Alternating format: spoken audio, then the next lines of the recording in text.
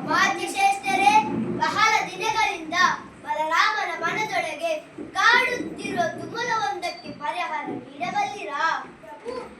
ಕ್ರೂರನ ತಿಳುವಳಿಕೆ ಆಧರಿಸಿ ನನ್ನಿಂದ ಆಗುವ ಪ್ರಯತ್ನ ಮಾಡಬಲ್ಲೆ ಸ್ವಾಮಿ. ನಿಮ್ಮ ಮನದ ವ್ಯಾಕುಲವ ಅರುಹಬಲ್ಲಿರಾ? ಅಮಾತ್ಯರೇ, ಕುರುಕ್ಷೇತ್ರ ಯುದ್ಧ ಮುಗಿದ ಬಳಿಕ ಧರ್ಮಜನ ಪಟ್ಟಾಭಿಷೇಕವು ಸಂಪನ್ನವಾಯಿತಷ್ಟೇ. ಅದರಲ್ಲಿ ಪಾಲ್ಗೊಂಡ ಬಳಿಕವೇ ನಾವೆಲ್ಲ ಈ ದ್ವಾರಕೆಗೆ ಮರಳಿದೆವಲ್ಲವೇ ಸ್ವಾಮಿ. ಆದರೆ ಇಂದು ಆ ಪ್ರಸ್ತಾವನೆಯೇ ತಕ್ಕೆ. ಆ ಬಳಿಕವೇ ಜಿಜ್ಞಾಸೆಯೊಂದು ನನ್ನ ಮನದಲ್ಲಿ ಮೊಳಕೆಯೊಡೆಯಿತು ಅಮಾತ್ಯರೇ. ಆ ಜಿಜ್ಞಾಸೆಯಾದರೂ ಏನು ಪ್ರಭು? ಅಮಾತ್ಯರೇ, ನಿಜವಾಗಿಯೂ ಪಾಂಡವರು ತಮ್ಮ ಶೌರ್ಯದಿಂದಲೇ ರಾಜ್ಯವನ್ನು ಪಡೆದರೆ ಅಥವಾ ಕೃಷ್ಣನ ಕುಟಿಲತೆಯಿಂದ ಕೌರವರು ಸೋತರೆ ಹೇಳಬಲ್ಲಿರಾ? ಶೌರ್ಯ ಧೈರ್ಯಗಳೆರಡು ನಾಣ್ಯವೊಂದರ ಎರಡೂ ಮುಖಗಳಲ್ಲವೇ ಪ್ರಭು.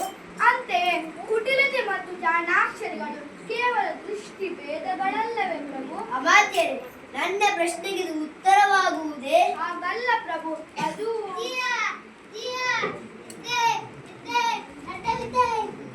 ಯಾರೋ ನೀನು?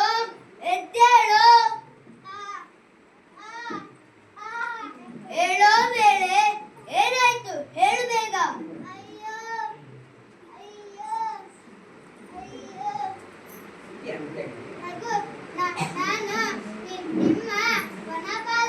ಪ್ರಭು, ಇವನು ಅರಮನೆ ವನದಲ್ಲಿ ಕೆಲಸ ಮಾಡುವ ವನಪಾಲಕ.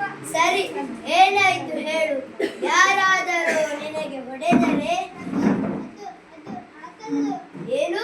ನಿನಗೆ ಕಲ್ಲು ಹೊಡೆದರೆ? ಯಾರು? ಏತಕ್ಕೆ?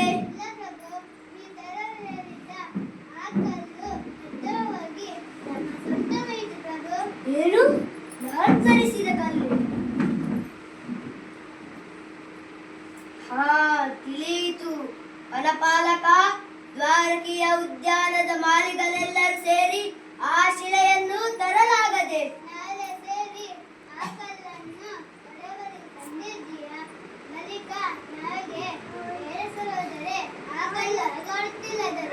ಕಡಲ ಬದಿ ಎಂದರೆ ಯಾವ ಸ್ಥಳದಲ್ಲಿ? ಪ್ರಭಾತ ತೀರ್ಥವೇ? ಹೆದರದಿರಿ ಮಾಲಿಗಲೇ, ದ್ವಾರಕೆಯ ಸೈನ್ಯವನ್ನೇ ಕಳುಹಿಸುವೆನು. ಅಗ್ರಜರ ಪಾದಾರವಿಂದಗಳಿಗೆ ಕೃಷ್ಣನ ಪ್ರಣಾಮಗಳು. ವಸುದೇವ ಸುತನಿಗೆ ವಂದನೆಗಳು. ಏನನ್ನ ಅಮಾತ್ಯರೊಡನೆ ಸೇರಿ ಸೈನ್ಯದ ಬಗ್ಗೆ ಸಂವಾದ ನಡೆಸುತ್ತಿರುವೆ? ದ್ವಾರಕೆಗೆ ಏನಾದರೂ ಯುದ್ಧ ಬಿದ್ದಿದೆಯೇ? ಯುದ್ಧವಲ್ಲ ಕೃಷ್ಣ. ಅಂದು ಧರ್ಮಜನ ಪಟ್ಟಾಭಿಷೇಕಕ್ಕಾಗಿ ಹಸ್ತಿನಾವತಿಯಲ್ಲಿದ್ದಾಗಲೇ ಕೌರವನ ನೆನಪಾಯಿತು.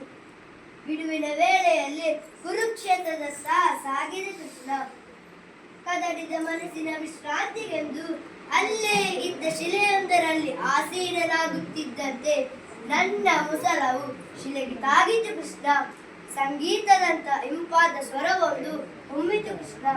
ಧರ್ಮಜನ ಅಪ್ಪನೆ ಪಡೆದು ವೈಶಿಷ್ಟ್ಯಪೂರ್ಣವಾದ ಆ ಶಿಲೆಯನ್ನು ದ್ವಾರಕೆಗೆ ತರಲು ಹೇಳಿದೆ ಕೃಷ್ಣ. ಕಣ್ಣಿನ ಕಲ್ಮಶವ ಖಡ್ಗದಲ್ಲಿ ತೆಗೆಯುವರೇ ದೊರೆ, ಶಿಲೆಯ ಸಾಗಾಟಕ್ಕೆ ಸೈನ್ಯದ ಬಳಕೆ. ಹೇ ಮುರಾರಿ, ನಿನಗೆ ಸಮ್ಮತವೇ? ಅಣ್ಣ, ಕುರು ಪಾಂಡವರ ನಡುವೆ ಕಲಹವ ತಂದು ಕುರುಕುಲದ ನಾಶಗೈದೆಯಲ್ಲ ಕೃಷ್ಣ. ಅದಕ್ಕಾಗಿ ನಿನ್ನ ತಂದೆದುರೆಯದು ಯಾದವರು ಹೊಡೆದಾಡಿಕೊಂಡು ನಾಶವಾಗಲಿ ಕೃಷ್ಣ, ಸರ್ವನಾಶವಾಗಲಿ. ಅರ್ಥವಾಗುತ್ತಿದೆ. ಗಾಂಧಾರಿಯ ಶಾಪವು ನೆರಳಿನಂತೆ ಹಿಂಬಾಲಿಸಿ ಯಾದವರ ನಾಶದ ನಿರೀಕ್ಷೆಯಲ್ಲಿ ವಿಧಾತರ ಇಚ್ಛೆಯಂತೆ ಜಗ ನಡೆಯಬೇಕಲ್ಲವೇ? ಅಣ್ಣ, ಅಂದಿರುವುದೆಂದು ಹಾವಿನ ಹಿಡಿದು ಮುತ್ತಿಗುವುದು ಚಂದವೇ ಅಲ್ಲ? ಕಾಲನ ಪಾಶಕ್ಕೆ ಕರೆಯನ್ನು ಕೊಡುವವ ಅವನಲ್ಲವೇ ಅಗ್ರಜ? ಕೃಷ್ಣ, ಅನುಭವ ಶಿಲೆಯದು. ಉದ್ಯಾನದಿ ಇರಲೆಂದು ಬಯಸಿದರೆ ಏನೋ ಪ್ರಮಾದವಾದಂತೆ ಪ್ರಲಾಪಗೈಯುವೇಕೆ? ಪ್ರಲಾಪವಲ್ಲವಣ್ಣ, ನೀ ಬಯಸಿದ ಆ ಶಿಲೆಯ ಪ್ರತಾಪವ ತಿಳಿದರೆ ನಿನ್ನ ಮನ ವಿಪ್ಲವಗೊಳ್ಳುವುದಣ್ಣ. ಮುಕುಂದ, ನಿನ್ನ ಮಾತಿನ ಮರ್ಮವ ಅರಿಯದಾದೆ ದೇವ. ಪ್ರಭುಗಳು ಬಯಸಿದ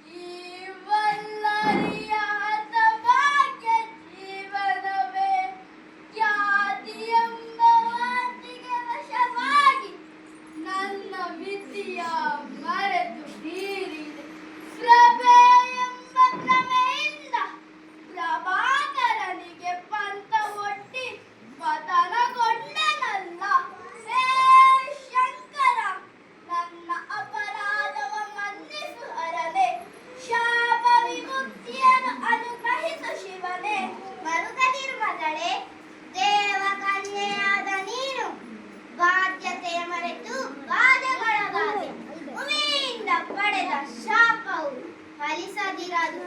ಆದರೆ ಅದರ ಮುಕ್ತಿಯನ್ನು ಅವಳಿಂದಲೇ ಪಡೆದುಕೊಳ್ಳಲನೆ. ಅಮ್ಮ, ಜಗನ್ಮಾತೆ, ಅಭಯದಾತೆ, ನನ್ನ ಅಪರಾಧ ಮನ್ನಿಸಿ ಉದ್ಧರಿಸಿ ಹರಸು ತಾಯೇ. ಕುವರೇ,